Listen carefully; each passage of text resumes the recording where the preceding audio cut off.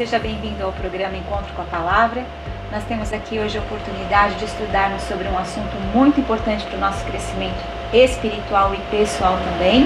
Para isso nós contamos aqui com a presença do professor Felipe, do professor Gilberto, um prazer tê-los aqui conosco. Nós temos certeza de que será um momento muito importante para refletirmos sobre algumas questões que fazem parte da nossa vida e algumas preocupações que nós temos também, o que tange ao nosso relacionamento com Deus e sobre a importância de estudarmos e conhecermos mais sobre a palavra. Para isso vou pedir para o Gilberto então começar com uma palavra de oração. Querido Deus, pedimos a Ti que esteja conosco, nos dando entendimento, sabedoria, e que Teu Santo Espírito seja o direcionador, aquele que irá nos acompanhar nesse estudo, e que ao término dele possamos crescer em conhecimento, numa visão mais assertiva do Teu amor, da Tua misericórdia e do Teu perdão. Esteja também com todos aqueles que nos acompanham, que nos assistam nesse momento, que eles também se sintam amparados e amados pelo Senhor. Em nome de Jesus te pedimos isso. Amém. Amém. Nós vamos começar refletindo sobre o texto para memorizar, que está em Apocalipse 13:10 e diz assim: Se alguém tiver de ir para o cativeiro irá. Se alguém tiver de ser morto pela espada morto será. Aqui está a perseverança e a fidelidade dos santos. O tema da lição tem como título O Selo de Deus e a Marca da Besta. Eu gosto muito de um pensamento de uma escritora norte-americana chamada Ellen White, que ela diz assim: Nada temos a temer quanto ao futuro, a menos que nos esqueçamos como Deus tem nos conduzido no passado. Quando paramos para estudar, principalmente o livro de Apocalipse, muitas vezes até por conta da forma como os nossos antepassados acreditavam, e a gente entende que deram o melhor deles com base no conhecimento que eles tinham para aquela época, pensar e falar no Apocalipse muitas vezes gera em nós o sentimento de medo, né? E a gente precisa ter o temor às coisas sagradas, às coisas de Deus. E aí, Felipe, eu gostaria que você colaborasse aqui conosco num ponto para a gente iniciar a nossa discussão. O que esse fato deve nos ensinar sobre por que podemos confiar nas promessas do Senhor, mesmo aquelas que ainda nós não vimos serem cumpridas? Muito bom. Bom, nós podemos e devemos, confiar nas promessas do Senhor por alguns motivos, Primeiro que essas promessas são boas para nós, são promessas de vida, são promessas de plenitude, porque Deus é bom e Deus é amor, e porque Deus sabe também o que é melhor para nós, Ele tem um plano para nós.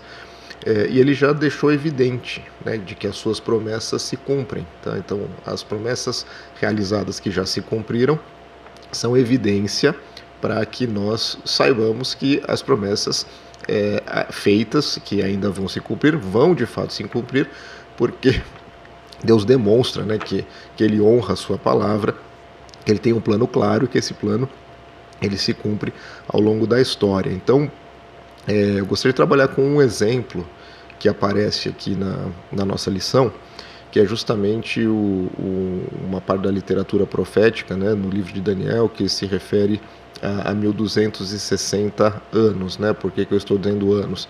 Porque existe um princípio na literatura profética de que um ano equivale a um dia, quando citado na palavra, na Bíblia como dia, na literatura profética estamos falando de anos. Então, o que eu estou chamando aqui de literatura profética é a literatura apocalíptica, que se concentra no livro de Daniel e no livro de Apocalipse. É uma literatura bíblica de revelação, de descortinamento, e requer interpretação porque há bastante simbologia. Então tem esse símbolo de um dia, está se referindo na verdade a um ano. Então esse período vai aparecer como 1260 dias, 42 meses, se referem ao mesmo período. E é um período importante porque é um período descrito como perseguição da igreja, vamos dizer, a igreja sincera, aquela igreja que se submete a palavra e aos desígnios de Deus, a vontade de Deus para servi-lo, né? E ela sistematicamente, né, ao longo da história, como acontece nesse período de 1260 dias, ela é perseguida por o que a gente chamaria de uma falsa igreja, né? Em que sentido? É uma igreja que se desvia, né, da palavra, dos desígnios de Deus, né, dos mandamentos de Deus, e incorpora elementos humanos, né, incorpora um sincretismo, ou seja, inverte a ordem das coisas, né? Então a ideia de religião, religar-se, a gente buscar a Deus, né, nos termos que Ele, como eu disse no início, sendo bom, nos amando, sabendo que é melhor para nós e tendo um plano, nos termos que Ele nos dá.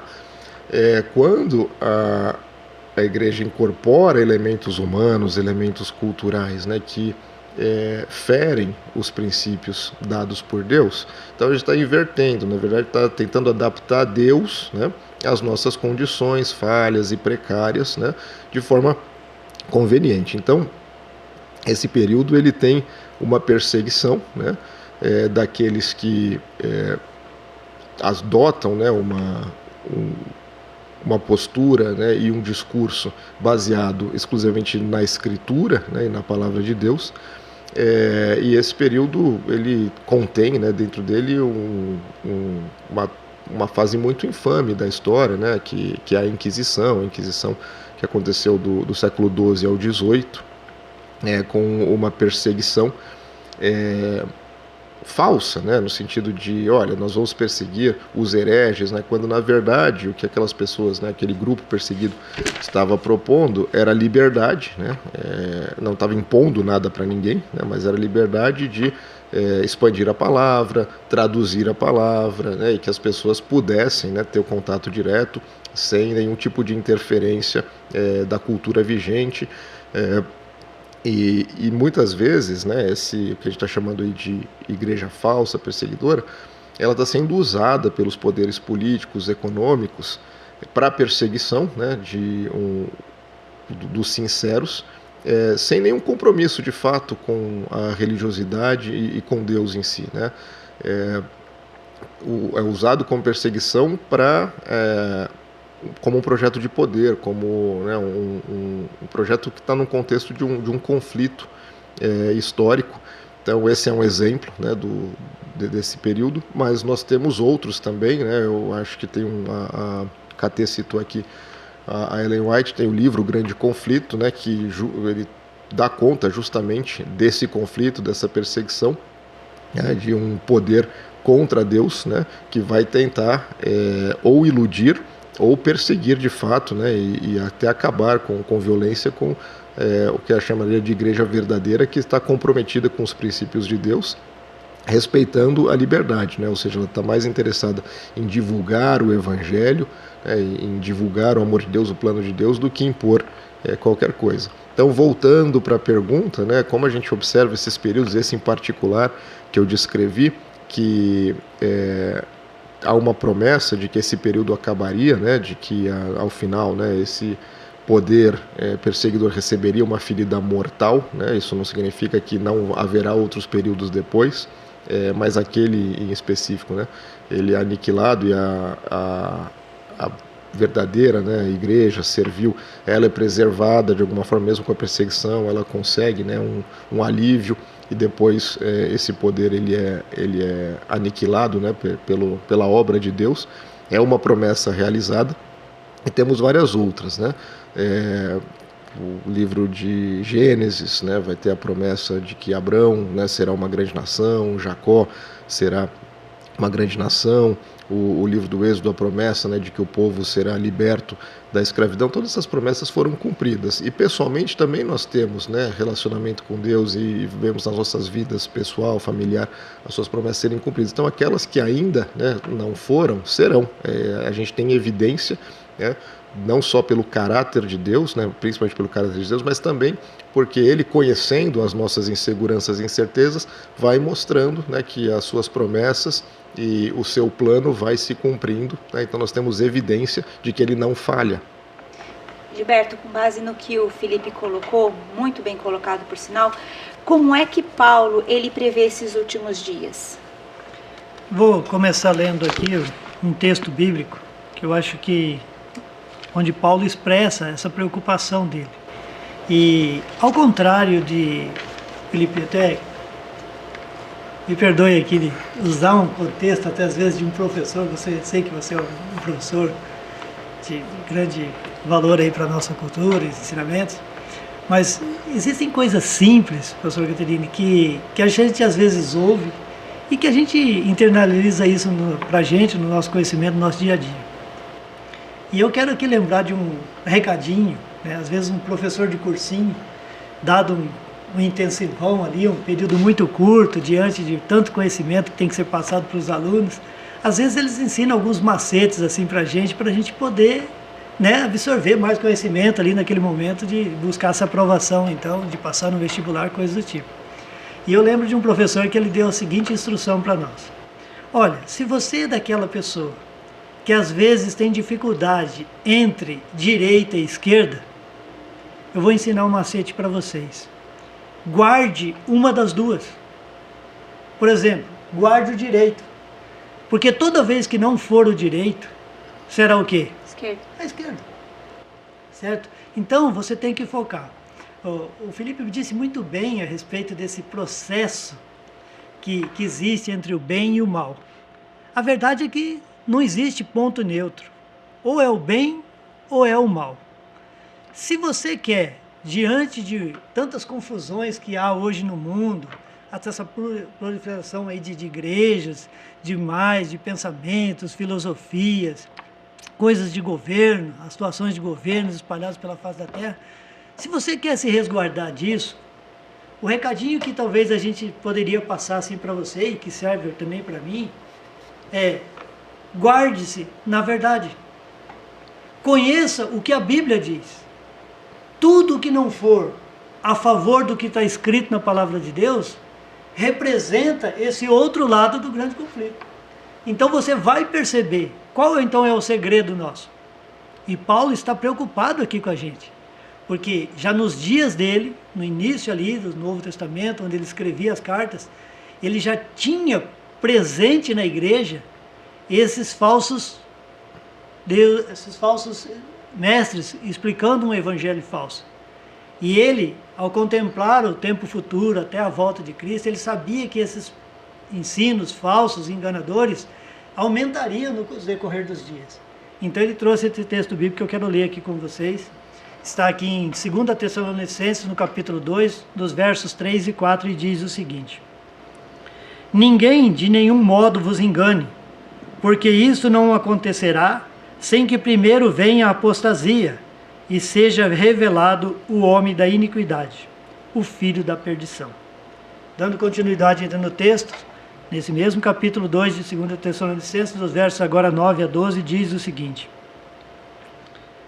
ora, o aparecimento do iníquo é segundo a eficácia de quem? De Satanás, com todo o poder e sinais e prodígios da mentira, e com todo engano de injustiça aos que perecem, porque não acolheram o amor da verdade para serem salvos. É por este motivo, pois, que Deus lhes manda a operação do erro, para darem crédito à mentira, a fim de serem julgados todos quantos não deram crédito à verdade. Antes, pelo contrário, deitaram-se com a injustiça. Então, se a gente vai para o Evangelho de João, no capítulo 8, no verso 44, ali diz aonde é a raiz da mentira. E lá está de uma forma muito explícita, dizendo, dando nome a quem é o originador da mentira: Satanás. O conselho de Paulo aqui, ele está dizendo para mim e para você: olha, isso vai acontecer nos últimos dias. O falso evangelho que deturpa aquilo que está na palavra de Deus, ele vai se proliferar de uma forma assustadora. Por que ele vai fazer isso? Primeiro porque o inimigo, ele vai usar de todas as artimanhas. Não vamos pensar aqui que quando a gente fala do poder da besta, essa besta é a pessoa X. Não. É um poder que está sendo, inclusive, usado, às vezes até de forma inconsciente, pelo inimigo. Porque quem está por trás disso daí é Satanás. É ele que está usando governos, está usando meios religiosos, pessoas que têm influências, e é ele que está fazendo de tudo para tirar o crédito que unicamente pertence a Deus. Ou seja, que somente Deus é digno de adoração. E que a palavra de Deus, principalmente os seus mandamentos, eles são eternos e não podem ser mudados. Lá no Evangelho de Mateus, Jesus deixou muito bem claro: até que o Filho do Homem retorne, nem um tio ou nem um jota deve ser alterado na palavra de Deus. Você vai para o último verso da Bíblia, lá no capítulo 22, Deus diz o seguinte: guarde as palavras deste livro, porque elas são verdadeiras. E ai de quem, ou seja, ai de quem permitir ser usado por esse sistema falso, que vem aqui alterar alguma coisa na palavra de Deus. Então, Deus é muito claro. Você quer ter certeza de que você está no caminho certo? Ande segundo a orientação de Deus, que está escrita aqui na palavra de Deus. Então, se Deus dá instrução com relação a determinado assunto, a gente tem que se firmar naquela instrução de Deus. Nada tem mais excelência do que a instrução de Deus para nós em todas as áreas da nossa vida. E Deus, então, como recompensa, não devemos perder os nossos tempos preocupados com essas forças contrárias. Mas nós, como filhos de Deus, temos a proteção de Deus. A promessa, que o Felipe até explicou muito bem, que se cumprirá, que já se cumpriu até hoje, vai continuar se cumprindo. Porque Deus cuida daqueles que são fiéis a eles. E a promessa é que nós já somos vencedores. Não é que nós seremos vencedores. Nós já somos vencedores em Cristo Jesus. Por quê? Porque nós aceitamos a Cristo como nosso Senhor e Salvador. E como consequência disso, a lei de Deus está escrita no nosso coração. E ela é o nosso único guia para a nossa caminhada cristã nos nossos dias aqui na face da terra. E é importante que você compreenda que você é merecedor de todo esse amor, de toda essa graça que o Senhor deixou aí disponível para você. Mas ao mesmo tempo a gente precisa ter um cuidado muito especial, e por isso, Felipe, eu vou pedir para que ele colabore conosco, discutindo um pouco sobre a questão dos cuidados que nós precisamos ter com as estratégias de Satanás, né? Como o João, ele descreveu as cenas finais da história dessa terra, Felipe? Eu gostaria de só ler um pouquinho aqui do livro de Apocalipse, né, para preparar a resposta. Então, vai ser Apocalipse 17, 12 a 14. Os 10 chifres que viste são 10 reis, os quais ainda não receberam reino, mas recebem autoridade como reis com a besta durante 1 hora. Têm estes um só pensamento e oferecem à besta o poder e a autoridade que possuem. Pelejarão eles contra o Cordeiro, e o Cordeiro os vencerá, pois é o Senhor dos senhores e o Rei dos reis. Vencerão também os chamados, eleitos e fiéis que se acham com ele. Então esse é um trecho do livro de Apocalipse. Há outros que também vão descrever eventos finais, assim como outros trechos de outros livros bíblicos. Acho que tem um elemento bem importante, né, que o livro de Apocalipse também, por ser um livro que usa muita simbologia, em muitos contextos ele é visto, né, como um livro um pouco assustador. Mas é importante, acho que, trazer de que o Apocalipse é um livro de esperança, ele não é um livro de susto ou de colocar medo, né? Porque, como o Gilberto bem disse, ele é o livro que descreve, né, o cumprimento definitivo da promessa de Deus, né, de nos libertar, né, do domínio, da presença do pecado, e de nos dar vida eterna, né, a vida que emana dele. Então, nesse trecho aqui a gente tem alguns exemplos desses estratagemas que o Gilberto exemplificou aqui, estratégias de Satanás, que são relacionadas ao engano, né? Então, a deturpação da palavra de Deus, ou de quem é Deus, ou de seu plano para nós, e muitas vezes o uso da violência e da imposição também, em paralelo, né, ou em complemento a essa ideia de engano. Então, a primeira parte, né, do trecho aqui que foi lido, que fala justamente sobre o uso, né, de poderes políticos e também, né, religiosos para o engano e para a imposição e violência. E termina dizendo, né, que o cordeiro, né, tem um contraste aqui importante na ação de Satanás e a ação de Deus. O cordeiro representa Jesus Cristo, ele vai vencer, né, com aqueles que o aceitam plenamente, aceitam sua palavra, aceitam a sua graça, aceitam o sacrifício que foi feito por nós, ou seja, estão alinhavados, né, e cooperando com o plano da redenção.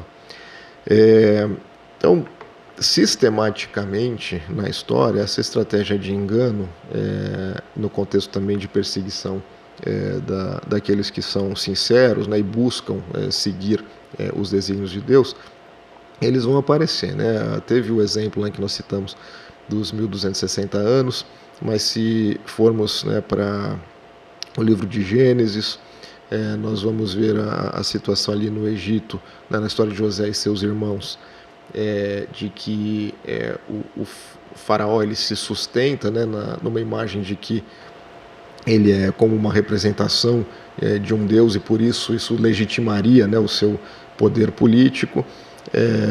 Ele se vale, inclusive, né, da relação de José com Deus na capacidade de interpretar sonhos para prosperar o seu governo. Então, sistematicamente, né, tem esse exemplo. Eu recomendo que as pessoas leiam, né, a história de Esther.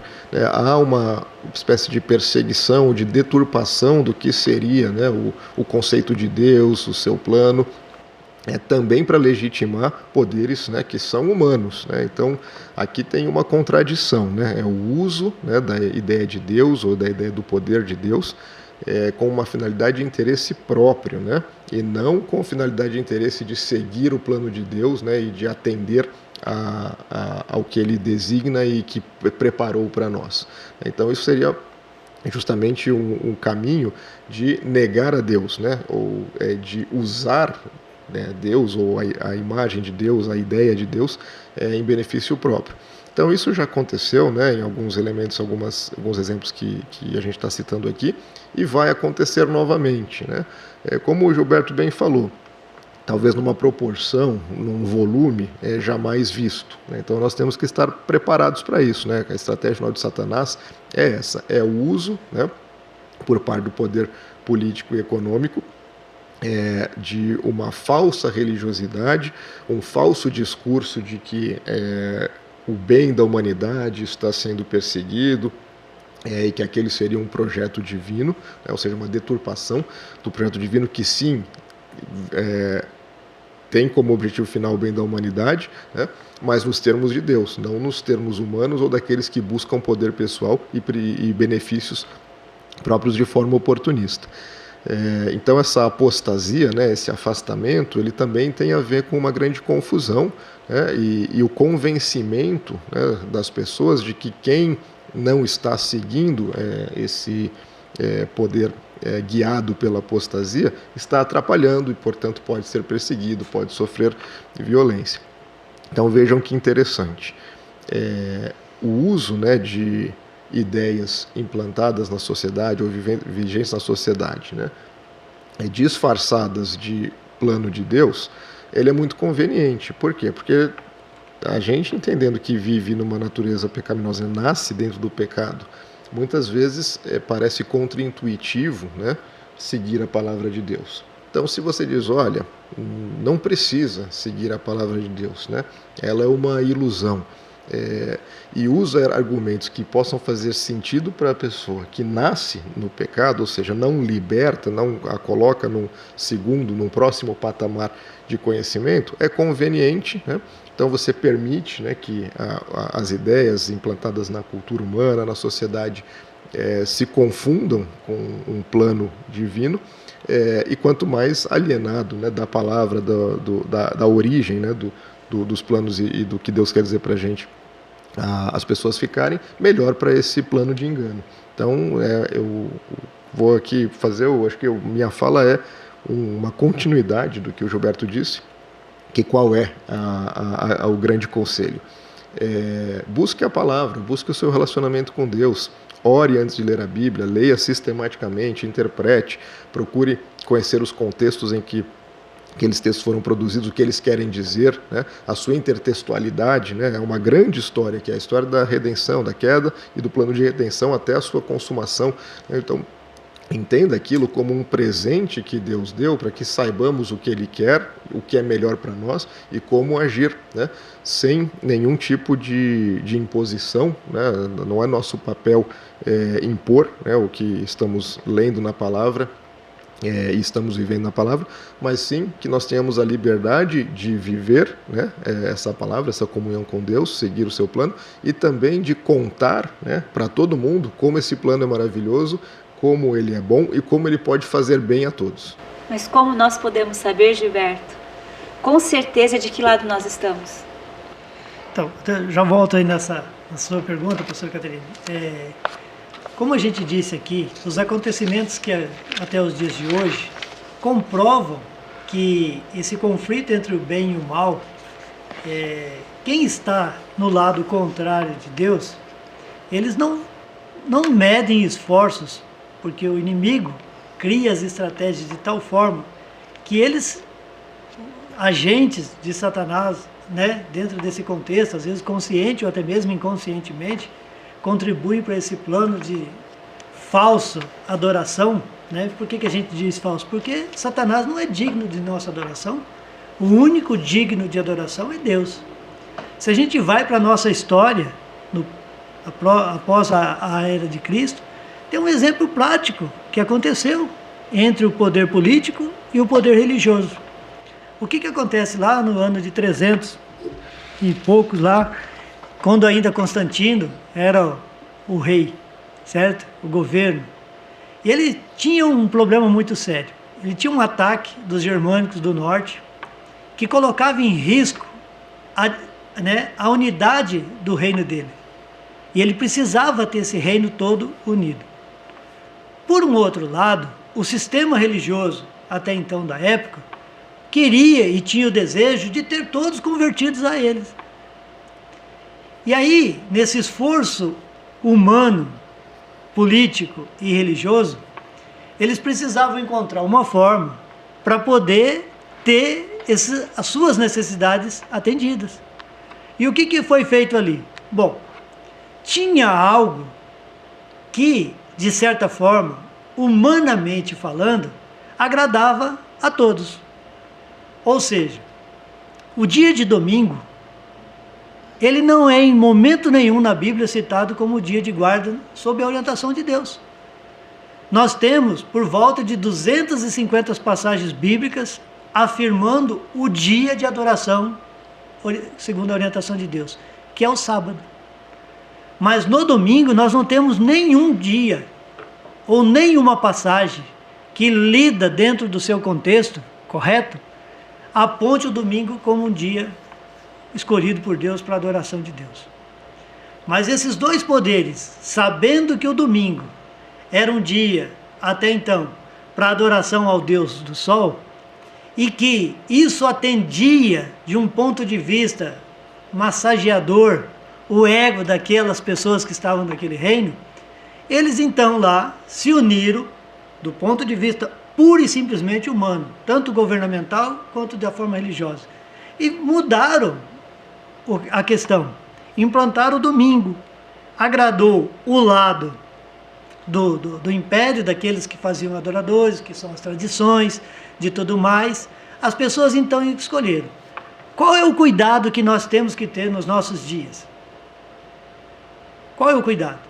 O cuidado é o seguinte: a mentira, ela não virá para os nossos dias de forma escrita no outdoor. Olha, isso aqui é contrário à palavra de Deus, mas por favor, obedeça. Você não verá isso daí.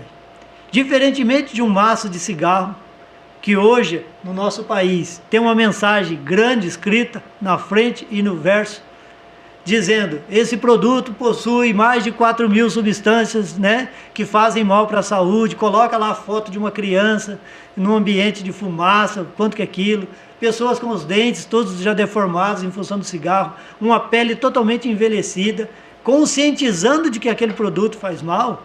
A mentira e o engano de Satanás, por ser algo tão bem arquitetado por Satanás, que se existe uma coisa que nós não podemos negar, é que ele é um marqueteiro de primeira.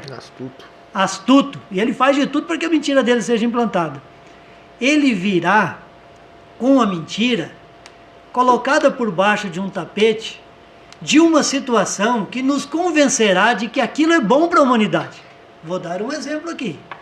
Nós hoje não temos problemas climáticos na nossa natureza. Então, quando eles implantarem agora, nessas retas finais aí do engano, um dia de adoração, pode ter certeza de uma coisa: Satanás não vai instruir os governos e nem mesmo os sistemas falsos religiosos para colocar o sábado. Porque se ele colocar o sábado como adoração, ele vai jogar contra ele. Porque no dia de sábado, o mandamento que se diz a respeito ao dia de sábado, dá a identificação de um Deus criador, de um Deus mantenedor e de um Deus redentor. E esse Deus, ele tem nome. E esse Deus tem território do qual ele reina. E esse Deus tem selo que marca a autenticidade dele. Satanás virá dizendo o seguinte assim para a gente: olha, vamos guardar um dia da semana. Para Satanás, ele não importa se será segunda-feira, terça-feira, quarta-feira, quinta-feira ou sexta-feira. Por quê? Ou domingo. Por quê? Porque qualquer dia que não seja o dia verdadeiro, atende a situação dele de uma falsa enganação, de colocá-la por baixo dos tapetes a verdade, e aí abrir as oportunidades para que ele, Satanás, então venha a receber a adoração, ainda que seja uma falsa adoração. E aqui na lição está dizendo mais uma informação importante, de que as verdades de Deus, assim como o povo de Deus, antes de entrar na terra prometida, Deus disse assim para eles: pegue os meus mandamentos, ate nas suas mãos e também na sua testa. Por que Deus está dizendo isso? Porque a nossa testa é o nosso local de consciência, de razão. Se uma pessoa perde a sua consciência, ele está perdido. Então Satanás, ele já fez uso da orientação de Deus lá atrás, certo? Que era para colocar a verdadeira lei escrita por Deus, está aqui registrada na palavra de Deus, está valendo de Gênesis 1 até Apocalipse 22, toda letrinha que está aqui dentro dessa palavra de Deus, e elas têm conceitos eternos.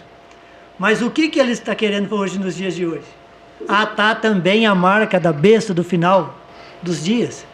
E ele está dizendo que aquele que não colocar essa marca sob a mão ou sob a testa, ou seja, a mão é a nossa expressão de realização das coisas. E se você tem a sua realização e a sua mente convertida por uma falsa adoração, para onde você vai?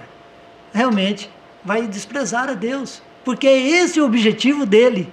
E de uma forma muito simples, ele tenta fazer uso, a gente até usa uma palavra, professor Felipe, que é a contrafação. O que ele faz? Ele vai lá e pega aquilo que Deus escreveu de uma forma correta e direta, e pega e mascara aquilo de uma forma, mas usando a mesma técnica, certo? Que Deus tentou passar a verdade, e ele vai lá e de uma forma mentirosa. Nós temos que ter em mente que o sábado, dentro da lei, todo o decálogo é importante, todos os mandamentos, mas o quarto será um diferencial para todas as pessoas que resolvem ser obedientes a Deus.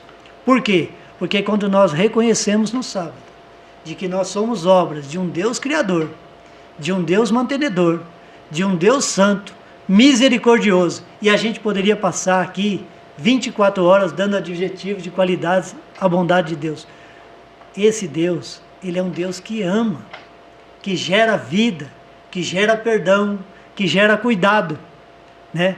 Então, Se eu pudesse dar um conselho, humanamente aqui falando, com toda a simplicidade, e tão carente da graça de Deus como qualquer um que nos ouve nesse momento, eu diria o seguinte, assim, se apegue a Deus. Tenha desejo de conhecer a palavra de Deus.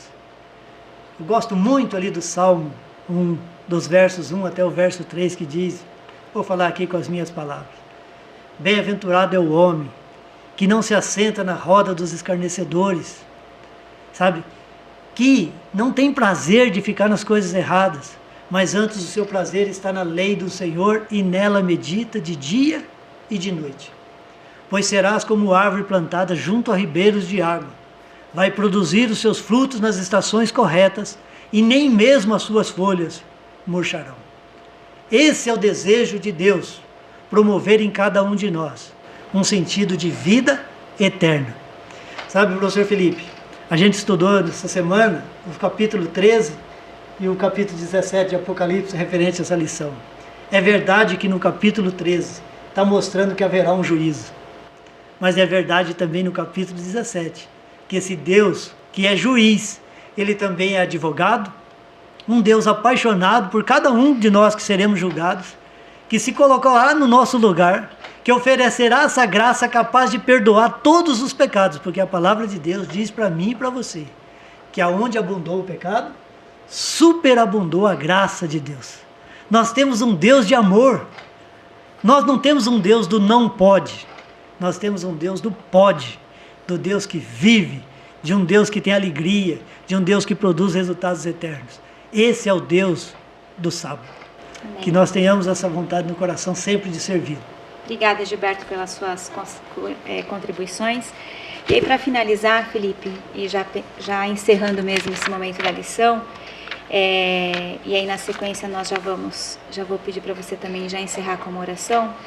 Embora vivamos na antecipação, até mesmo na expectativa dos eventos finais, porque devemos ter o cuidado para não cairmos no fanatismo, na fixação de datas ou na especulação, além do que nos foi revelado através da inspiração? Ótimo. Vou tentar ser breve, né? O tema é muito interessante e a gente acabou se entusiasmando, mas enfim. Acho que a própria pergunta, né? Já contém parte da resposta, porque o que não foi revelado em termos de detalhes por Deus não é relevante para nós, né? Nós não precisamos, né, criar teorias conspiratórias, elucubrações, o que não está claro, né, na palavra de Deus, ou seja, aquilo que não temos insumo suficiente para interpretar. Então, assim, Deus já fez, né, coisas maravilhosas por nós, né? Ele respeita nossa individualidade, nossa liberdade, mesmo com a queda, já tinha um plano, né, de recuperação, de redenção, para vermos ao lado dele, para termos vida, para termos plenitude, como o Gilberto bem indicou, né, um Deus de amor que cuida de nós, que se ocupa de nós, né, que nos orienta, que nos perdoa. Então, com tudo isso que ele fez, deixou a sua palavra, né? A Bíblia ela foi preservada, né, com condições adversas ao longo, né, da nossa trajetória. Então, tudo que Deus deixou para nós é suficiente, né? A gente tem já, inclusive, exemplos, né, de tentar calcular a data, e aí a coisa não dá certo, e gera, inclusive, desacreditação, né, por parte de quem está observando as pessoas calculando. Então, ficar tentando adivinhar, né? Vai vir um anticristo, quem é o anticristo? Não é isso, né, que a gente tem que fazer. Nosso papel é comunhão com Deus, relacionamento com Deus, aprendizado por meio da palavra, né? E a transmissão de toda essa graça, todo esse amor, todo esse presente, né, que é a promessa de Deus de nos resgatar, dentro do que a gente conhece, né? O que Deus não permitiu que nós não saibamos, de fato não é para saber ainda, né? Um dia nós vamos habitar com Ele, eternamente com Ele, poder conversar, perguntar, né? E vamos entender muitas coisas que para nós não são claras. Mas, então, voltando à pergunta que você fez, KT, o fanatismo, né, no sentido de ficar tentando adivinhar, ou tentando provar que sabe mais, ou ficar caçando inimigos, caçando bruxas, seria justamente, né, desviar dos insumos que Deus nos deu, né, em busca de talvez alguma vaidade, de tentar saber mais, ou demonstrar talvez falta de confiança, né? Eu preciso saber, eu preciso me antecipar aqui. Bom, Deus deu até onde, né, a gente deve saber para segui-lo, para servi-lo, né? E depois vai vir a recompensa. E estar com Deus, né, reconhecer isso, é estar em paz, né? É já viver, né, um pouco do reino, justamente porque, como o Gilberto disse, já vencemos porque aceitamos. Senhora, para encerrar. Claro. Querido Deus, somos gratos pela oportunidade de ler a Tua Palavra, refletir sobre a Tua Palavra e discuti-la de forma criteriosa. Somos gratos porque Seus ensinamentos mostram que servi-lo honestamente, legitimamente, com sinceridade, é o caminho para nos livrar dos enganos, é o caminho para participarmos da Tua obra e para resplandecermos a Sua luz por meio das nossas vidas, para sermos galhos na videira que Tu és. Pedimos que abençoe as nossas famílias, todos que estão assistindo a este programa, suas famílias também. Pedimos que o Espírito continue habitando e agindo em nós. Somos gratos pelo sacrifício de Jesus, pela expiação dos nossos pecados, pelo seu trabalho de intercessor e de advogado no juízo. Esses são os nossos pedidos, nossos agradecimentos em nome daquele que nos salvou, Jesus Cristo. Amém. Amém. Obrigada, Gilberto. Obrigado, Felipe. Desejamos que você também tenha aprendido bastante conosco. Esperamos por você também no próximo encontro com a palavra. E da mesma forma como eu comecei, eu gostaria de encerrar reforçando aquele pensamento da escritora norte-americana Ellen White, que diz: nada temos a temer quanto ao futuro, a menos que nos esqueçamos como Deus tem nos guiado no passado. Deus é contigo. Um abraço e até a próxima.